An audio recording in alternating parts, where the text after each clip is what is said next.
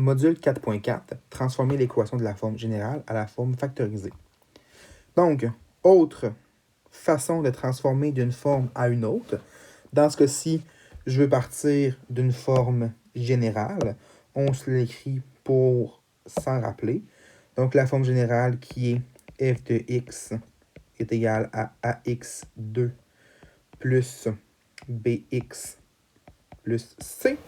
On veut aller à une forme factorisée qui s'écrit f de x est égal à x moins x1 et x moins x2.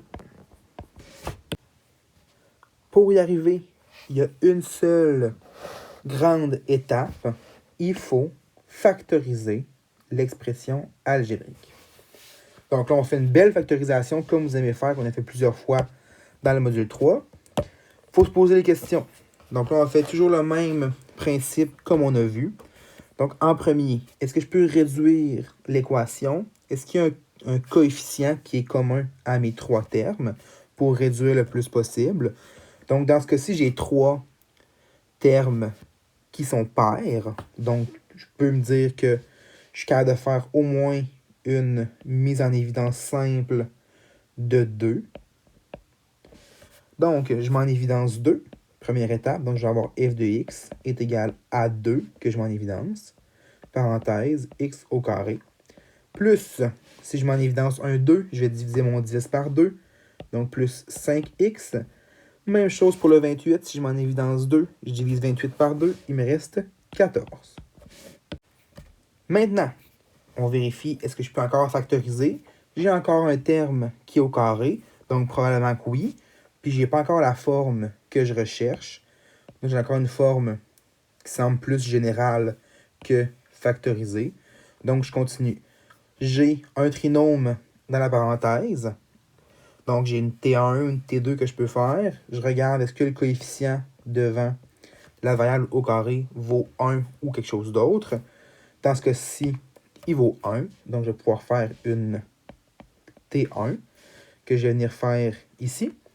Donc, la T1, on se rappelle, on cherche la somme qui est égale à B et le produit qui est égal à C.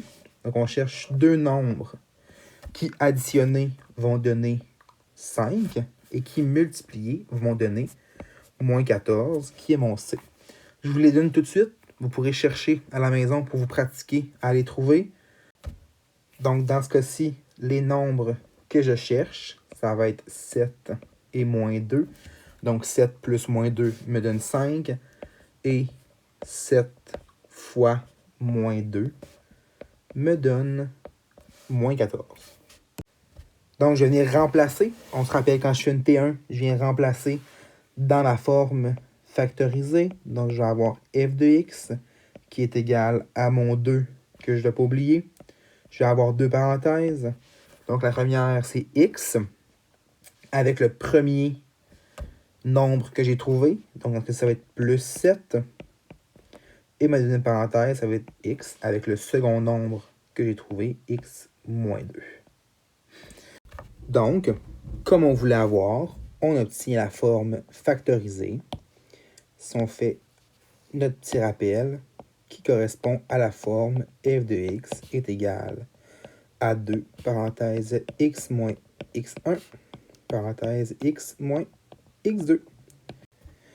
Vous avez trouvé votre fonction factorisée, puis à partir de cette forme-ci, on peut trouver directement les zéros de la fonction parce que x1 et x2 correspondent aux zéros de la fonction, donc au moment où les branches traversent l'axe des x. Donc dans ce cas-ci, on aurait que x1 va être égal à moins 7 parce que x moins 7 devient plus 7 comme dans l'équation. Et le x2 serait égal à 2, ce qui veut dire que mes zéros de fonction, les moments où est-ce que la branche de la parabole croise l'axe des x, c'est lorsque le x vaut moins 7 et lorsque le x vaut 2.